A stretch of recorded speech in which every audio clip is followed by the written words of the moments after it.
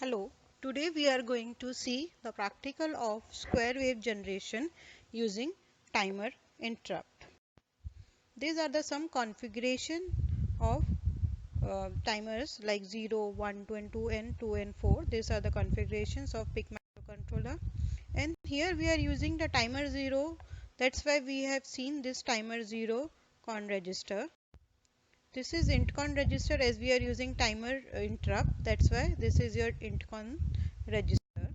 And this is the calculation for whatever you have to use. Here we are generating a 10 hertz frequency. That's why these are the some that are the calculation you have to make for your microcontroller. FOSC is is 220 megahertz. This is some calculation with prescale value. This is a calculation with prescale value like 1 is to 256. And this is what we are going to do in our practical. Here we have used a 20 megahertz crystal frequency with a prescaler value 1 is to 8.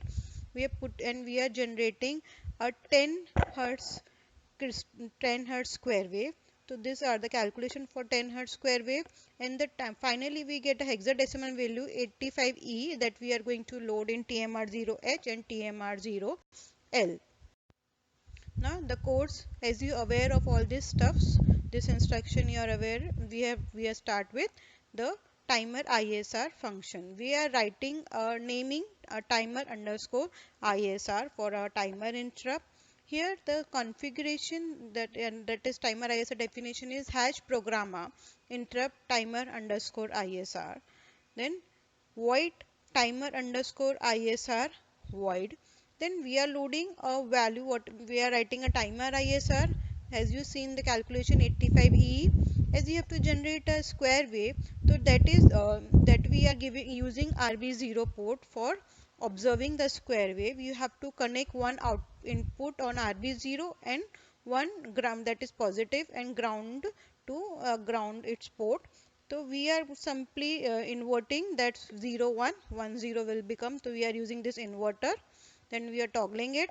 As this is an interrupt, that's always when your flag is been overflowed, after then it should be cleared, that next wave should be created. That's why we are creating TMR0 IF, and this bit is present in intcon register.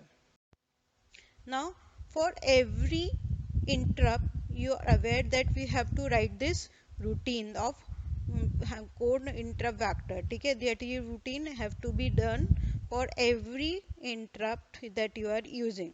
That is written like hash programmer code. Whatever name you want to give, that is high interrupt vector. There are two interrupt, high vector and low interrupt. The address are 0x008 and 0018. So we are using high interrupt vector, that is why 0x008. Then void high underscore ISR, as we have to return from your interrupt, as there is no function for returning from interrupt in C. That's why we have to use a goto function, that is a function of assembly language. That's why we have to write like underscore ASM go to whichever you have to go in timer, whatever name you have given your interrupt timer, sorry, interrupt name, so timer underscore timer, and that you have to end it. That's why underscore end ASM complete and hash programmer code. This much of routine has to be written in every interrupt code. Then we will see whatever we have written our code. As you see that we ADCON10, we are making a port T as an interrupt in digital input output. As port 0, where we are going to see the output in it. That's why TRISB bits, TRISB is equals to 0, means we are configured as an output port, and we are setting the initial value 0 by using port b bits dot rb0. Initially it is 0. Then T0 con is 0x02, we selecting this much value. You can see on the T0 con configuration register is given. So you can select all this bit, so you will get 0x02. And this same timer value you have to give here again. Then you have to clear whenever the timer has been value has been rolled off, then you have to clear it, that is TMR0 IF.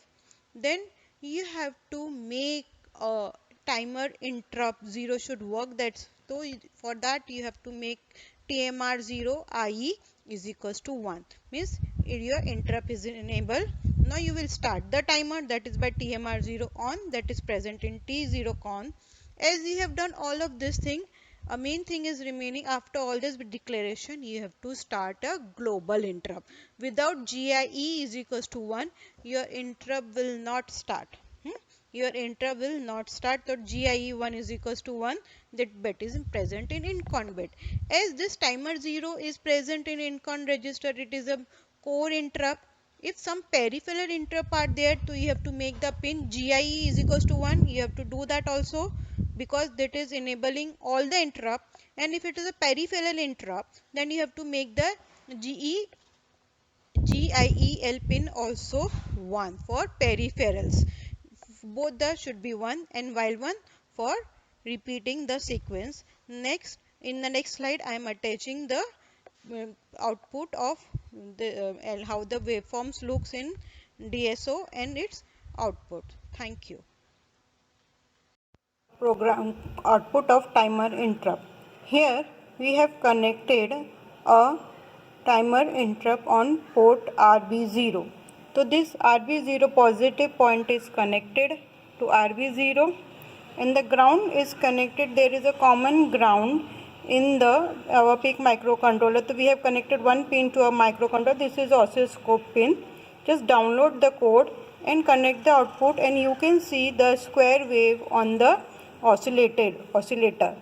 Here there is also option of ground, but it is too close, that we have selected this common ground that is common for all the 5 ports. And this is the output of your timer interrupt. Here you can measure, you can also measure the timer the frequency that we have already given. Okay.